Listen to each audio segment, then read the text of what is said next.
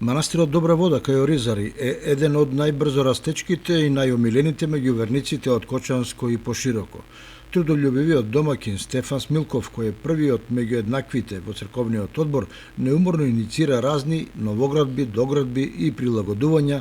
како на објектите, така и на околината за верниците кога празнуваат или доаѓаат овде да се одморат и се релаксираат, да ги имаат сите неопходни услови. Деновиве го затекнавме како со група мајстори уредуваа една од патеките, поставуваа бехатон плочки околу црквичката, малтеришуваа и уредуваа каде што е потребно. Денеска се работи на манастир Добра вода, а дојдоваме се собраме да направиме една акција да го прочистиме тоа двориштето, се да среднуваме некои работи. Затоа манастирот е целиот новиниран, направено е целиот кров фасада, а констасо се нов, плочки нови, камбан нов, целиот фрески се исцртано се и затоа сега во октомври при крајот там петковден почне некоја недела, додека ќе одлучи ќе го просветуваме манастирот, но овај манастир има за правење сега, тој ќе почнеме да очистиме, ќе почне кујна треба нова, ќе почнеме кујна нова, после чим завршиме кујната нова, ќе се почне конак со трпезарија голема, со соби за спање, тоа се ќе си иде подред.